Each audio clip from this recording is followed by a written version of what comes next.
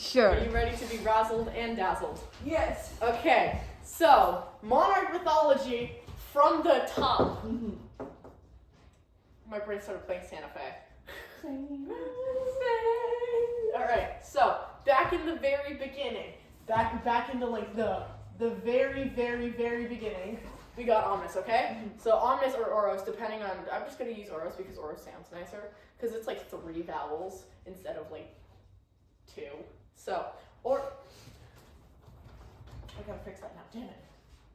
So, anyways, so the thing with Oro is, this is where I draw the line of how meta we're gonna get here. So, Oro is essentially what we're calling, what's the word? A primordial. So, a primordial is our highest form of any possible identity of being in the world of Monarch. So, Oro got literally basically exiled from their plane of reality into ours.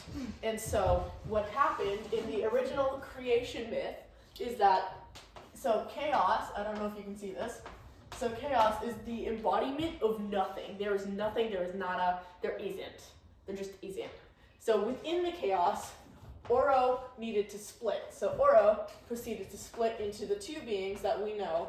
Maria, we love Maria, she's amazing, right? And her husband, her literal other half, it's okay, it's fine. It's like Garnet in Steven Universe, yeah? It's like Garnet from Steven Universe. Oh god, how have you not seen? Okay, so now I gotta do a side quest. No, continue Okay, explaining so Garnet, Mark. so what happens in Steven Universe is Garnet is a fusion of Sapphire and Ruby. Ruby?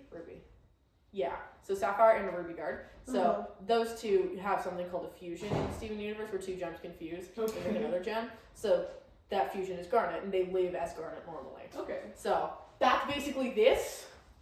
Basically, I'm not giving you any explanation as to which one they started out as because we don't know. So we got our 2 split beings. When they split during this point in the timeline, right? This caused chaos to become the universe as we know it. This is essentially our mythological explanation for the Big Bang. Okay? Yeah? So, with that out of the way, we have our 2 little deities just floating around there. Oh yeah, the next level is the deities. So, there's only 2 of them, because there's only ever going to be 2 of them. So, I should write that down, so. We should add this to Monarch Archive. Oh, absolutely, okay? This is a TED Talk. Yeah. So we have our deities, all right? Wonderful, amazing. So in our little universe that we have here, these 2 are like, aw, look at that little planet out away from the rest of them. That's kind of sad, let's bring them in. So that little planet is what we call Erday, or in this case, Earth. Bang on, I'm so proud of you. I live there. Hey, I can see my car from here. All right, so. See my dog. He's I'm barking. He's biting someone. Oh no, he's attacking the dog. Go. So, after absolutely falling in love with Earth, they decided, life. And then we have our little cultivation. Did I say cult? Cult. We have our little cult. We have a little cult. So now we have life. Yippee.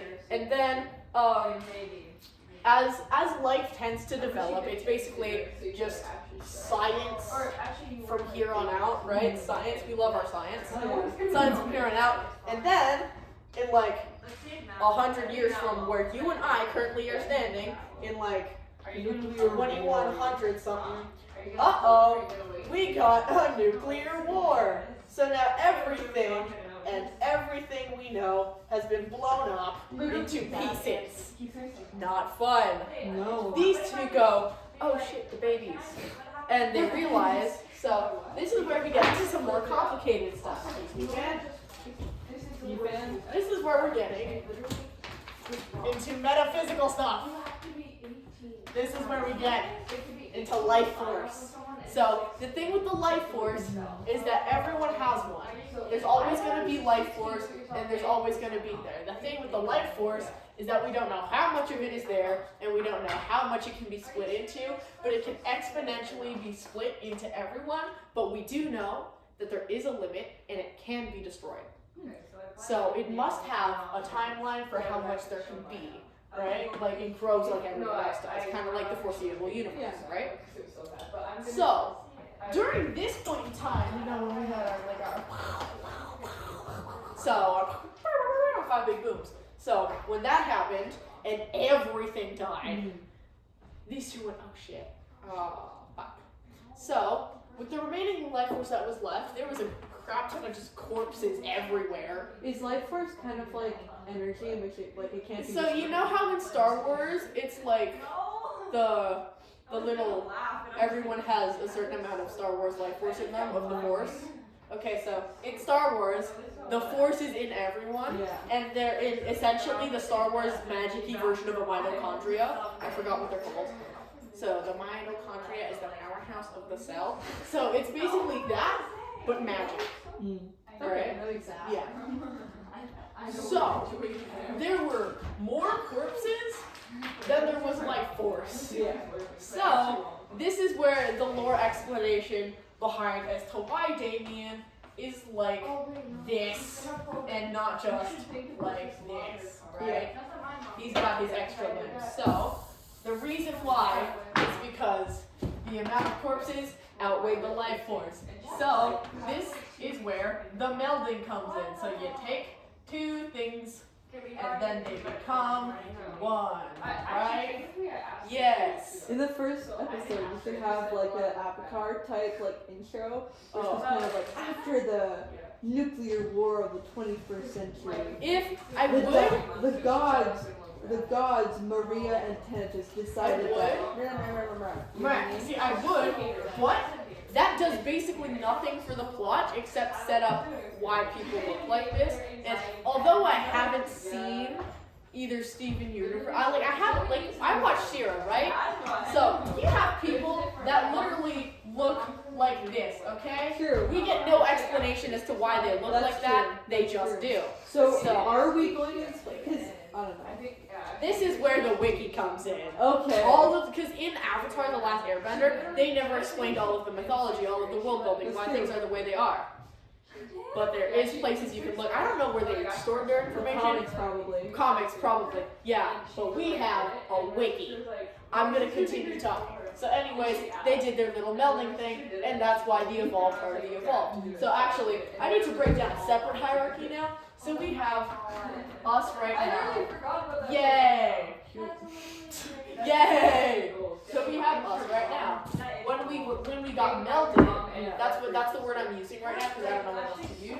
We became the evolved. The evolved have different categories and two types of categories. So we can either do this scientifically, or we can do this. When I say scientifically, I mean high scientifically, or we can do this by segregation.